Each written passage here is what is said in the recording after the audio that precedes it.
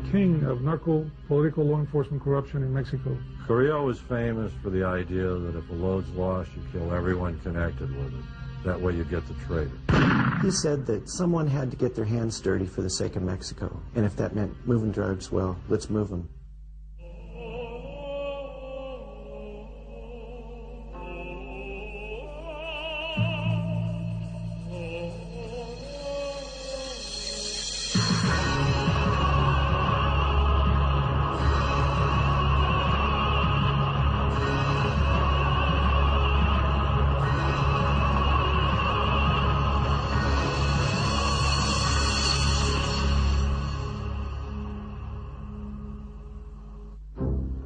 September 29th, 1989. It was the largest seizure of cocaine the world had ever seen. Over 21 tons with a potential street value in excess of $7 billion.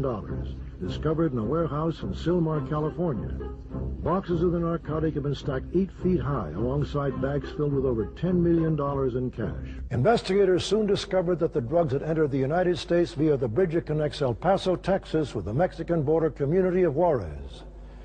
And while most law enforcement officials wouldn't learn his name for several more years, they were already experiencing the influence of a mysterious Mexican drug lord named Amado Carrillo Fuentes.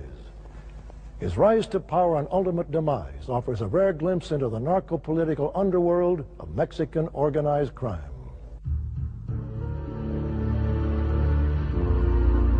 He says, I want to tell you a name. I go, okay. He says, Amado Carrillo Fuentes. And he said, I want to tell you one other thing. Never say that name out loud. He was the king of narco-political law enforcement corruption in Mexico. There was a time when Amado was moving drugs in old commercial airliners, moving it by the ton. You know, 10 tons of coke, pure Colombian coke, in a passenger airline. That's how he got his nickname, El Señor de los Cielos, Lord of the Skies.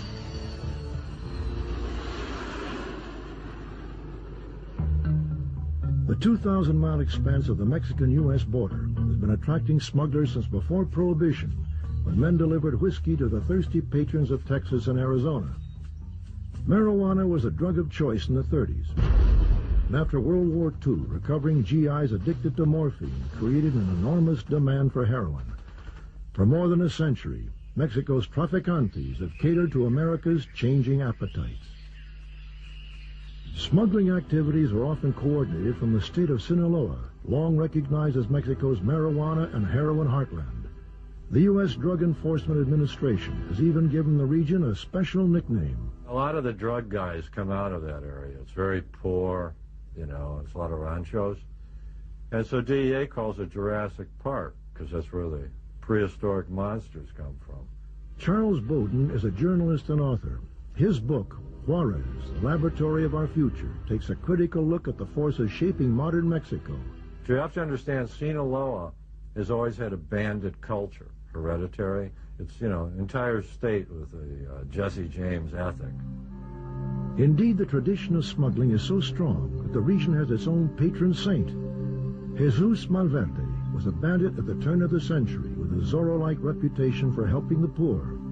After his execution by government forces in 1909, villagers began to attribute miracles to the bandit martyr. Traffickers often visit his shrine to have bullets blessed or to thank the narco saint for their good fortune. It was into this environment that Amado Carrillo Fuentes was born in the early 1950s.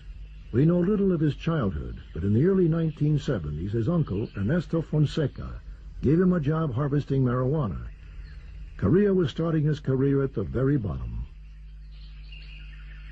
Fonseca was a powerful smuggler and original member of the influential Guadalajara cartel under the tough Miguel Angel Felix Gallardo. A former Sinaloa state police officer, Miguel campaigned for cooperation among the competing traffickers, a philosophy Carrillo himself would adopt many years later. This spirit of cooperation put the cartel in a unique position to benefit from another organization's misfortune. He said short and running 3 people. 4 people total. 4 people total. In 1982, U.S. anti-drug forces deployed throughout South Florida and crippled the distribution network of Colombia's cocaine kingpins. Stung by the losses, the Colombians needed a reliable way to move their product into the U.S. Miguel Angel jumped at the opportunity.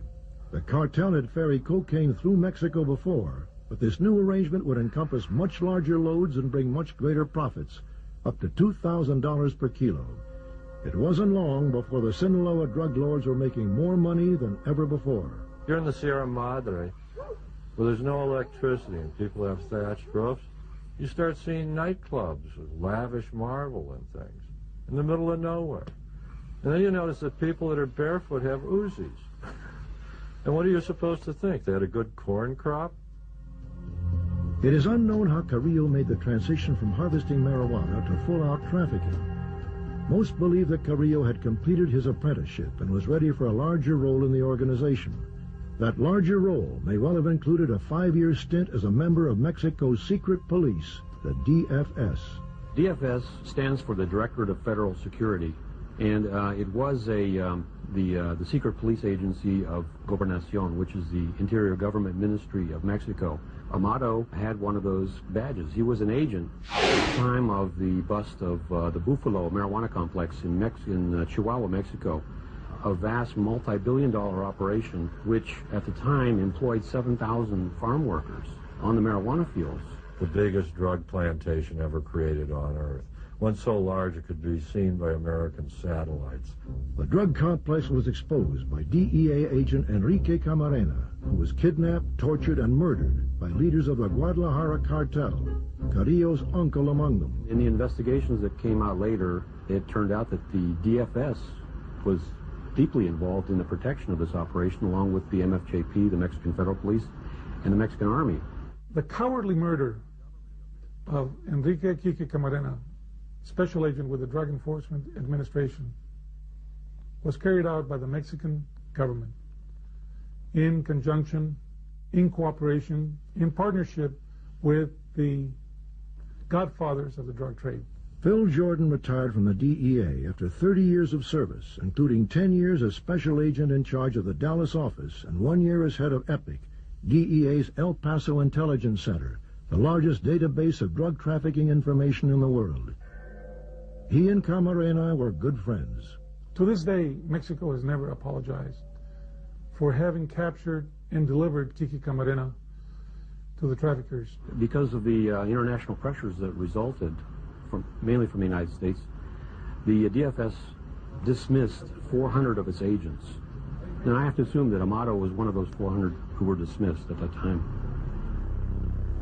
In 1985, Carrillo made his way to the border town of Ojinaga, a village situated near the Big Bend region of Texas that was rapidly becoming a major distribution center for narcotics in northern Mexico. It had always been very important for marijuana and heroin, but after the cocaine smuggling shifted from the Caribbean into Mexico, Ojinaga became cocaine central.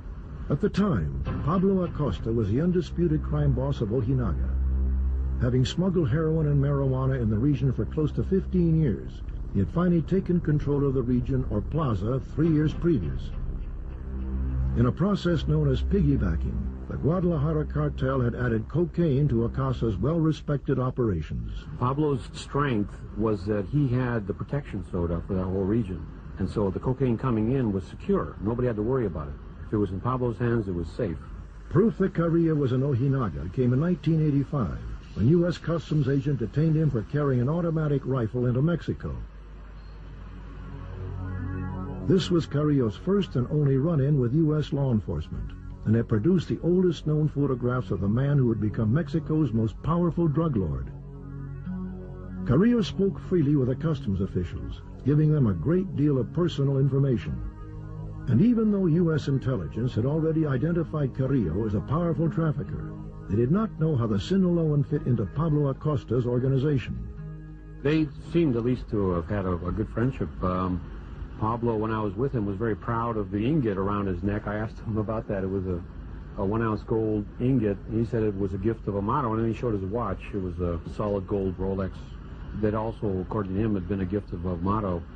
He wore it everywhere. He was, like I said, very proud of that. In fact, when he died, he had the same watch around his wrist. Carrillo's arrival coincided with a sudden upswing in the amount of cocaine being flown into Ojinaga.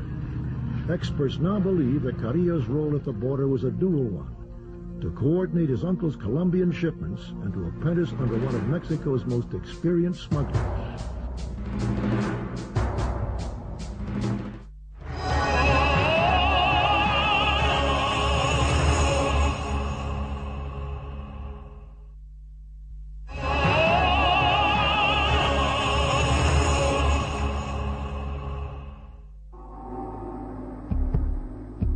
Pablo Acosta was an expert at getting drugs across. He knew how to do it, and he taught Amado everything he knew.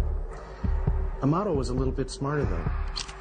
You know, Pablo Acosta used to freebase cocaine and do all this stuff. I mean, he was, even if he hadn't gotten killed in a shootout, he was on his way to an early grave. Aging and addicted, Acosta was losing his grip on the plaza. Carrillo, by contrast, was coming into his own.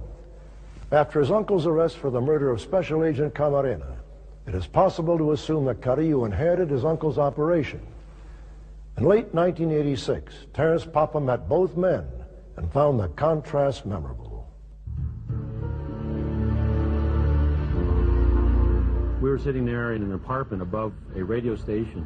There was a long table there, and there was ashtrays overflowing with cigarette butts. There were machine gun clips. There was his AR-15 right behind him. He had a .45 in his belt.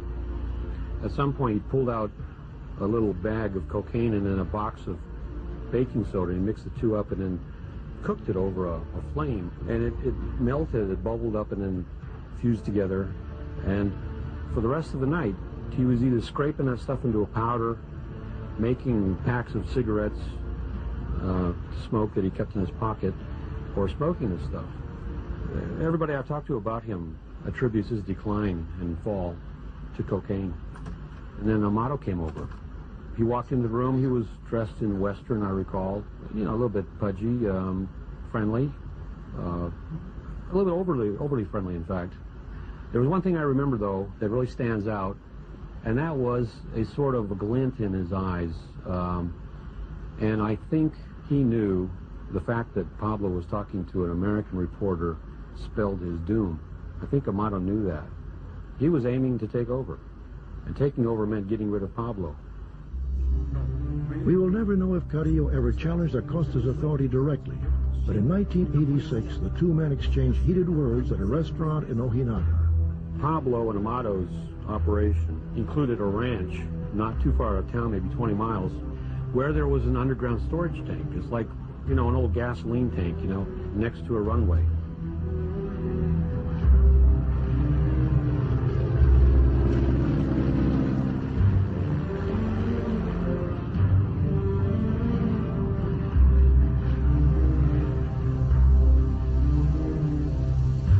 You know, they'd fly in turboprops of cocaine, 1,800-pound loads, and then offload it and bury it in a tank.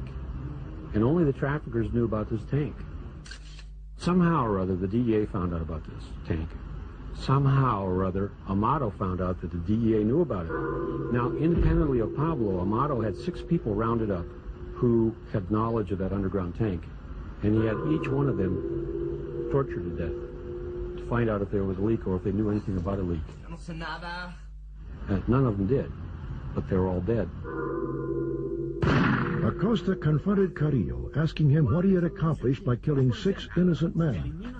Carrillo replied, coolly, Eliminas a todos, eliminas tu problema. it is better for 6 innocent men to die than for one guilty man to go unpunished. I think Amado learned some lessons from Pablo. He didn't learn the crack cocaine lesson very well because he appeared to do that for the rest of his career. But he did learn that the high profile had some real strong drawbacks.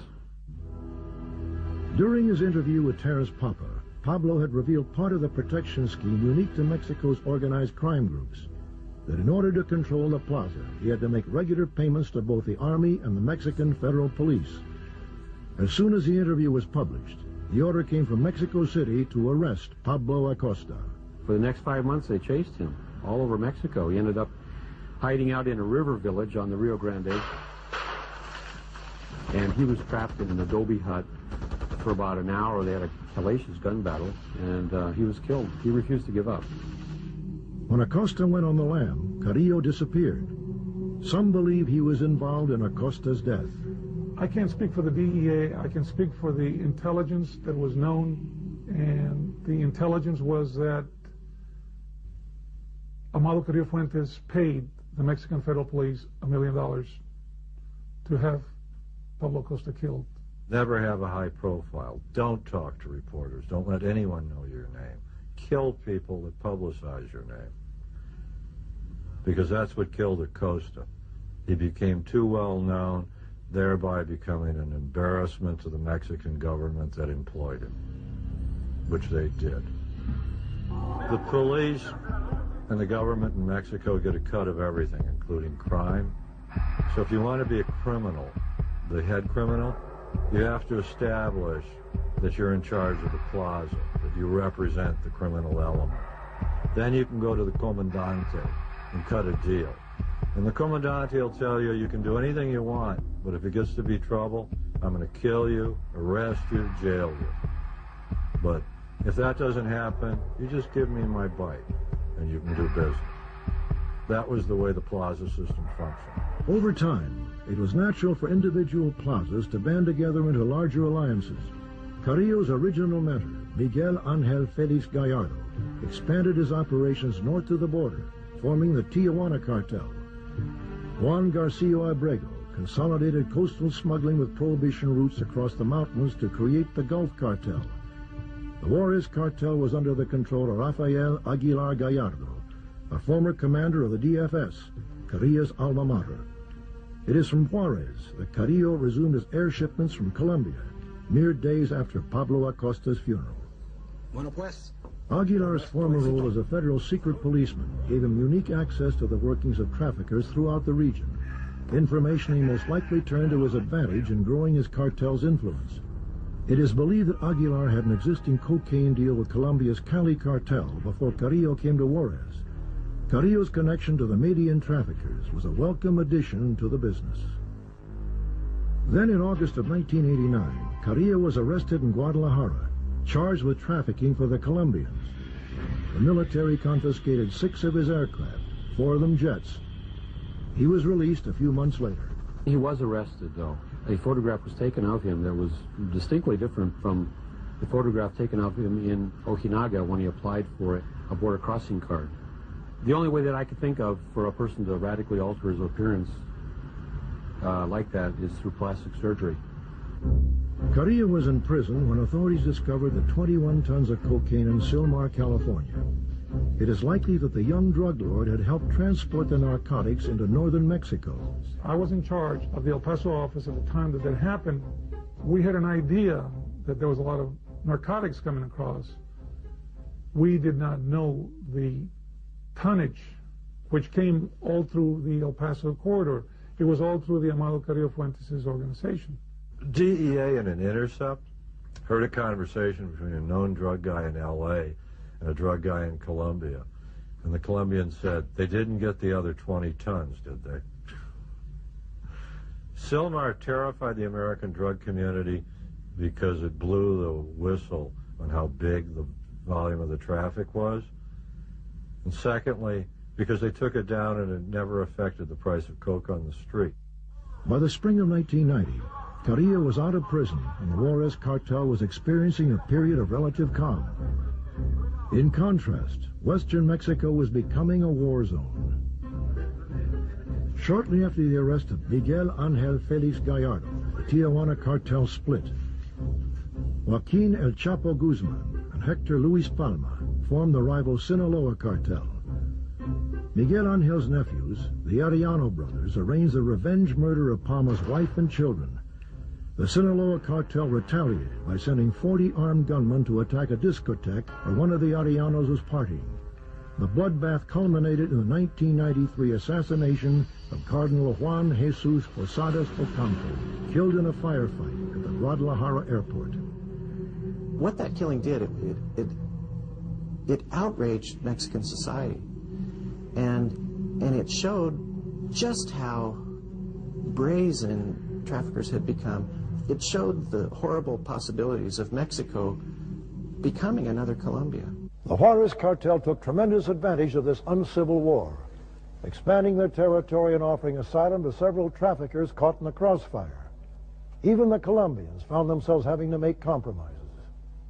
When Carrillo decided Mexicans wouldn't simply take a fee to ferry Colombian coke, but would move it for half the load.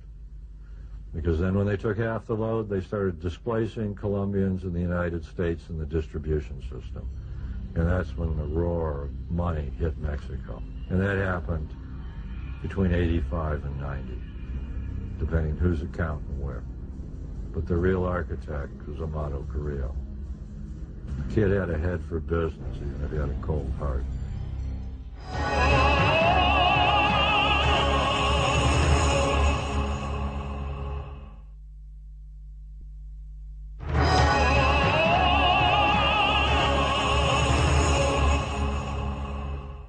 The day he was murdered, his bodyguard driver didn't show up for work. A week later, that same bodyguard driver was in Juarez working for Amado Carrillo. Therefore, it looks like Amado was behind killing Aguilar, and that's when Amado Carrillo took over the plaza. What you have to understand is Juarez is not just another city. If you sit down and you open up a map of the United States, Juarez connects with major transportation arteries, railroad and interstate highways, in the soft underbelly of the Republic. It is the best location on land for a launching pad for drugs into North America, and is the most valuable thing to own. And Carrillo then owned it. Carrillo streamlined the operation almost immediately, bringing the loose-knit cartel into the modern corporate era. He used cargo planes and passenger jets to transport 10 to 15 tons of cocaine at a time. His pilots filed flight plans that blended the contraband into legitimate commercial air traffic. If the flights were detected at all, Mexico's anti-drug aircraft would be left breathing jet fumes. It wasn't long before Carrillo was given his most famous alias, Lord of the Skies. Carrillo's growing legend made it impossible for him to remain hidden. In November of 1993, he survived the only serious attempt ever known to have been made on his life. Amado Carrillo and his wife and children were eating in the evening at a fish joint. Nice one. Suddenly a bunch of guys stormed in, started shooting.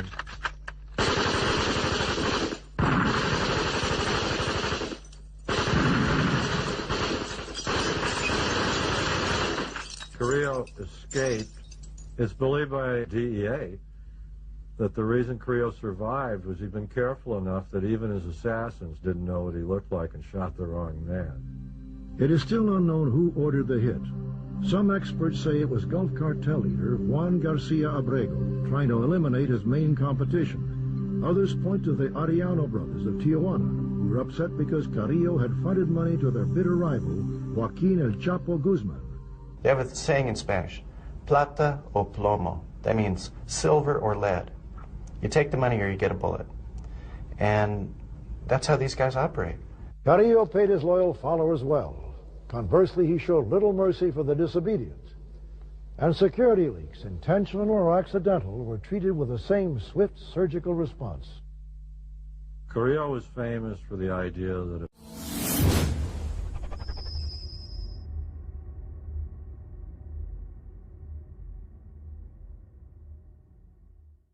if a load's lost, you kill everyone connected with it. That way you get the traitor. And he did it.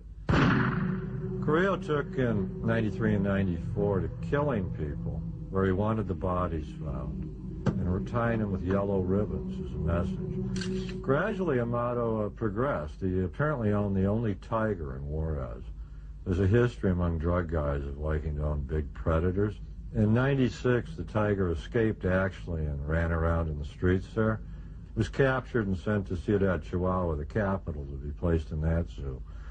About that time, drug killings started appearing where the people would be dead, executed, hands tied, shot through the head, but would be delicately draped with these cheap tapestries with tigers on them. If you're found in this fashion, it's to send a message. It's a form of policing. And it was rigorous, and Carrillo was very good at it. Under Carrillo's reign, Juarez was a city under siege, choking on the violence of its ruler. In contrast, the drug lord's hometown of Guamuchilito benefited from the drug lord's largesse. He was very good with all of the people. What did he do here, for example? The main thing he did was build the church. The locals there love him. For people who live in that area, poor farmers, he's money, he's wealth, and he's a father figure. In late December of 1994, the value of Mexico's currency on the open market plummeted. Like most drug traffickers, Carrillo kept his fortune in U.S. dollars and soon found himself 30% richer. In 1995, however, events conspired to make Carrillo's empire even more profitable. Colombian police arrested the Rodriguez Orejuela brothers, Carrillo's primary contacts in the Cali cartel. With the Median cartel in similar disarray, Carrillo arranged for the direct purchase of cocaine from farmers in Bolivia and Peru. What Carrillo really did was become almost a single broker for cocaine. And he held 2 meetings with the other capos, heads of cartels, and here's the offer he made. I'll broker the cocaine and we don't fight over territory. And you just come to me, I'll sell it to you wholesale, I won't try and hog it, and then we just all have our little thing as far as distribution in the United States, and we live at peace. Because Amado Carrillo was smart enough to know that war is expensive and peace isn't. The Colombians recognized the threat for what it was. Carrillo had both the resources and power to significantly cut them out of the United States market, a market that consumes an estimated 400 tons of cocaine every year. In the end, the Colombians relinquished part of their distribution network in New York City to the Mexican drug lord. There was a point in the mid-90s in which Amado could traffic cocaine all along the entire nearly 2,000-mile-long border. He could even go through Tijuana up into San Diego and Los Angeles, even though some of his bitter rivals are there, the Arellano Felix gang, notorious for violence. But Amado was always a peacemaker. He believed, you know, as Miguel Angel Felix Gallardo taught him, that it's much better to work with your brother trafficker and make money than to kill him. If you got to kill him, you got to kill him. But work together and you can just make a mint. And that's what he did for many years. He created a monster, I think. Before that, Mexico had always had 4, 5, 6, 7, 10 cartels, who the hell knows. And essentially the government could always stay on top by playing one against the other. He consolidated and became as big as the government. At every turn, DEA and other agencies were stymied by a lack of support from their Mexican counterparts. Carrillo's protection extended high into the echelons of power. Dramatic evidence of Carrillo's top-level collusion surfaced a few years later in U.S. federal court. Raul Macias, formerly of the Mexican Federal Judicial Police, testified that the local highway patrol had intercepted one of Carrillo's infamous air shipments in the northern state of Zacatecas. A huge full-body jet put down on a dirt runway.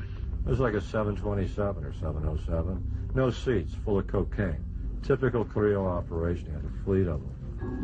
Macias testified that when he and the other federales arrived on the scene, his commanding officer ordered the highway patrolman to stand down. Somos federales, vamos a tomar control de la situación. Macias then helped load the contraband onto waiting trucks. Macias also testified that inside police headquarters he was ordered to replace the cocaine with wood and other combustibles. The cocaine, meanwhile, was loaded onto a large truck, presumably for delivery to one of Carrillo's underlings.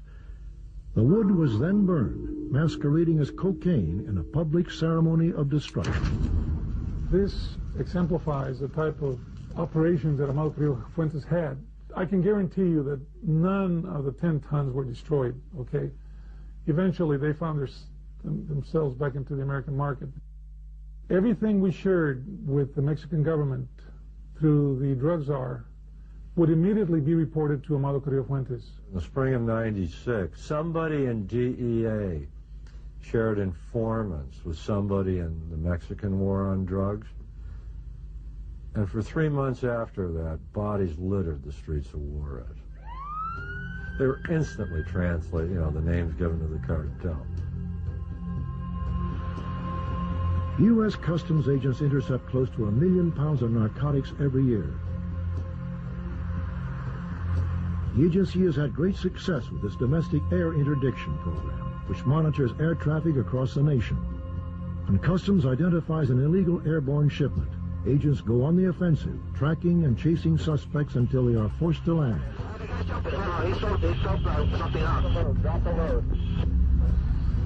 At the border crossings, gamma ray and backscatter X-ray imaging devices peer deep into the vehicles to expose expertly hidden narcotics. But even with the latest technologies employed to stem the flow of drugs into the United States, weak links remain. The border with the most traffic on Earth is the United States and Mexico. 250 million human beings cross it every year. There's no way to police it. U.S. Customs doesn't inspect 10% of the vehicles coming in. What that means is, if you just threw the dope in the trunk and said, the hell with it, 90% would get through. At the border, the odds favor the trafficker. When cocaine first enters Mexico, its wholesale price is approximately $2,000 per kilo, equal to about 2.2 pounds. By the time it reaches the border, that same cocaine is worth approximately $5,000. Once it crosses a border, the cocaine can fetch up to $20,000 wholesale with a street price that is potentially much higher. Even if you assume a remarkable confiscation rate of 50%, the cartel still clears 200 to 500% profit.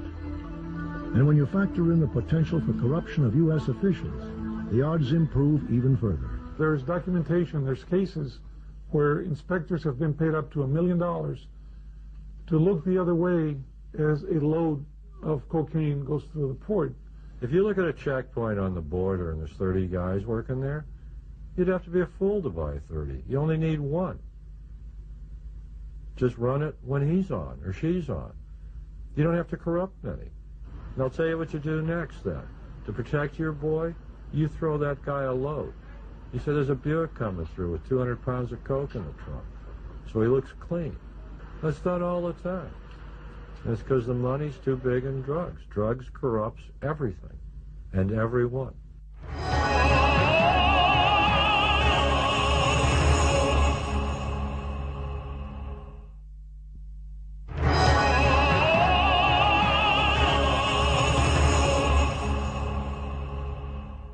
The Juarez cartel had only one consistent vulnerability, his cash flow.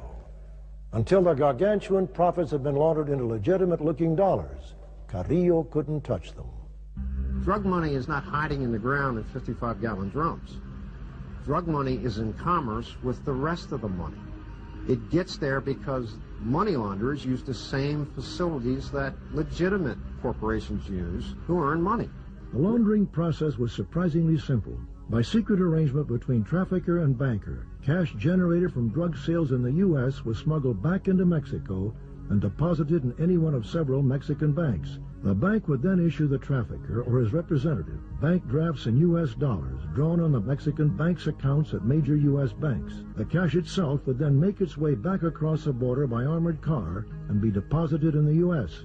The bank drafts were then free to be laundered into legitimate business and real estate holdings around the world. San Antonio, Texas, has a $3 billion surplus every year in its banking system that cannot be accounted by any calculus in the legitimate economy. Miami's $25 billion. El Paso, $750 million. If you wanted to hurt drugs by hurting money, you'd hurt it on both sides. But one side can bite you, meaning banking in this country. The biggest lobby for the NAFTA treaty didn't exist in Mexico. It existed in the U.S. financial institutions because they were the beneficiaries of all the money the Mexican banks and corporations would bring to the United States. They're investing it overnight and earning from it. At his peak, Carrillo was making an estimated $10 billion a year. In that same time, it is believed he was paying $500 to $800 million in bribes. Having risen to the top of his profession, there is evidence that the Lord of the Skies was looking for a way out. In January of 1997, Amado Carrillo Fuentes, through an emissary, sent a message to the President of Mexico, Ernesto Zedillo. He said, I want you to stop harassing me. I want you to leave my business alone. I want you to leave my family alone. If you do that, I won't dump any dope in this country. If you don't, I'll leave this country and your economy will collapse. And that's absolutely true, it would. Because in 1997, Pemex was the biggest legal export, petroleum in Mexico. It earned $7 to $8 billion a year. And in 1997, that same year, cocaine, marijuana, heroin was earning Mexico $30 to $32 billion. The ultimatum may have been in response to the January 6th raid on his family's compound in Sinaloa. Carrillo's sister was getting married, and he had flown home for the occasion. The police intended to capture the drug lord while he was relatively unprotected, but an anonymous phone call tipped Carrillo off before the police could arrive. Given how much money he was said to be paying the government for protection, it is likely Carrillo viewed the raid as an insult. Amado, according to his lawyer and others, was a real nationalist. He said that someone had to get their hands dirty for the sake of Mexico, and if that meant moving drugs, well, let's move them. If it helps the economy, if it helps Mexico. This wedding video is some of the only known footage of Amado Carrillo Fuentes. Oh, he looks like hell. He looks like a CEO who spent 3 weeks on a corporate merger and hasn't slept and has been living off either whiskey or cocaine. And you can tell he's a man under pressure, that it's getting to him. It's like watching Scarface, the last reel. In February of '97, Carrillo's empire began to shatter.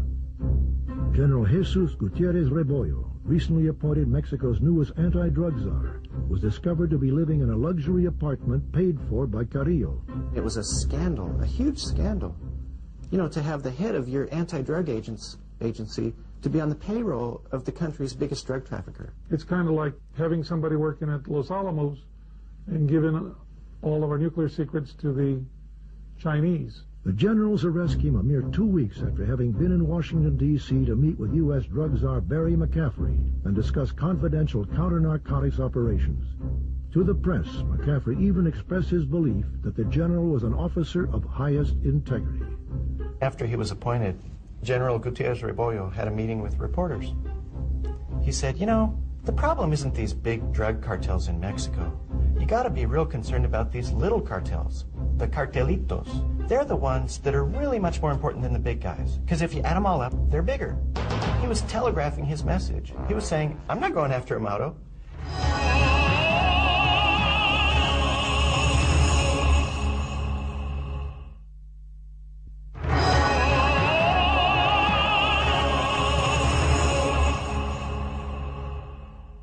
Every year, the United States scrutinizes cooperative anti-drug efforts around the world in a process known as certification. Countries that fail the review face trade penalties. The government and the media have unearthed new information confirming previous suspicions about the extent of narco-corruption within Mexican institutions. This connection between Gutierrez and Amado was exposed by the government of Mexico itself. Mexico's failure to confront these cartels does not protect a single child on any street of any city in the United States of America. We stand by the decision, obviously, to have the United States certify Mexico, and we're very much opposed to the efforts in Congress to reverse that decision, because we don't see how it helps the United States to walk away from Mexico when both of us are together, working together in a fight in the drug wars. It's almost become a ritual now. Every time certification comes up in February, the Mexicans end up offering something, a sacrifice. It was a tremendous shock to all of us to have this General Gutierrez Rebollo revealed, alleged to be a criminal. There's two things about certification I think everybody should know. One, it's a total fraud. It doesn't change anything in Mexico. And two, it's a preposterous action. The country that should be decertified is the United States, with 5% of the world's population and a nose that sucks up half the world's cocaine. It is just a damn lie to say the Mexicans are ruining our country with drugs. Any demand for drugs will create a market. The drugs will be here as long as we want to buy them. And if it's not the Mexicans, somebody else will bring them. But this is our problem, not theirs. After the general's arrest, Carrillo went underground. During this time, he was reportedly seen in Cuba, in Europe, and as far away as Russia. Officials eventually learned that he was preparing to move his operations out of the country and down to Chile. If he was no longer welcome in Mexico, it was reasoned. then Carrillo would then run his drug empire from the very bottom of the world. But Carrillo surprised everyone when he returned to Mexico City in July of '97, ready to undergo plastic surgery.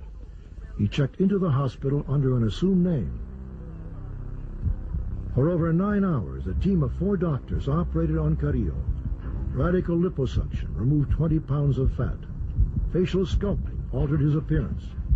In the end, however, an overdose of the tranquilizer Dormicum kept Carrillo from ever leaving the table. When officials learned that Carrillo had died under such bizarre circumstances, few were willing to believe it. After all, it wouldn't have been the first time a fugitive had faked his own death by leaving an unrecognizable corpse.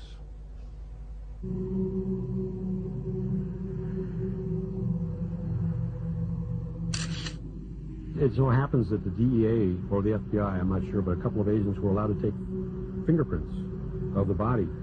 And the comparison was made with the fingerprint, the thumbprint, of Amado's border crossing card that was issued to him in 1985. This allowed Thomas Constantine, who was DEA director at the time, to announce, even before the Mexicans did, that it was in fact Amado. And I think that's correct. 4 months later, the bodies of Carrillo's doctors were discovered stuffed inside oil drums along the side of a deserted highway. They had been extensively tortured. It's widely believed that the family members did this to the doctors. That's very likely. The family wanted to find out why Amado died, and so they tortured people to death to try to find out what the truth is. Through sources, know of a person who saw the body the night he died and said the sutures weren't even stitched. Well, plastic surgeons close the sutures. You're paying to not have scars. That's the whole idea, to change your appearance, which would suggest somebody deliberately killed him by injection. The question there is, who injected the chemical? Did the government kill him? Members of his own cartel, another cartel, American law enforcement, or the CIA? Mexican authorities are convinced it was murder, but they haven't offered any evidence. My theory is that he really did die under plastic surgery. He had been using crack cocaine for at least 10 years. That has a tendency to degenerate your organs, your heart, your liver. What the truth is, probably the Carrillo family, they're the only ones who will ever know.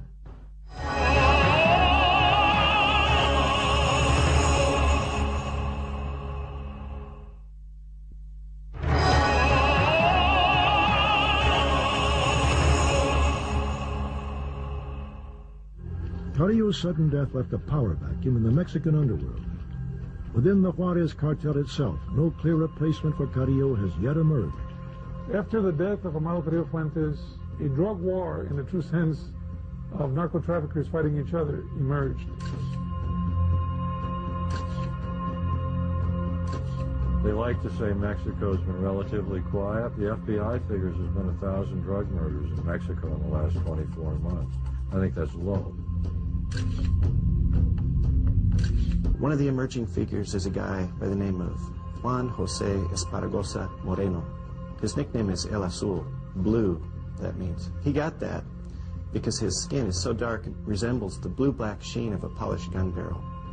El Azul is one of the last old-time traffickers who really believes in peace and unity. And according to the FBI and DEA, he's back and he's big in the Juarez cartel. Frankly, I think when the new Amado arrives, we'll never know his name because he doesn't want to become dead like Amado. It has been said that if Amado Carrillo Fuentes had been offered the presidency of Mexico, he would have considered it a demotion. And whether powerful drug lords hold sway over the Mexican government, or the Mexican government holds sway over the drug lords, in the end, the citizens of Mexico are left with the same familiar question: plata o plomo, silver or lead? Will they turn a blind eye to the corruption and complicity, or will they fight the Amado Carrillo Fuenteses of the world? We have in the past won major battles, but we're still a long ways from winning the war. Amado Carrillo died in July of 1997. I haven't run into a single American who says I can't find any coke and I can't afford it. Heroin's so damn cheap now people won't inject it.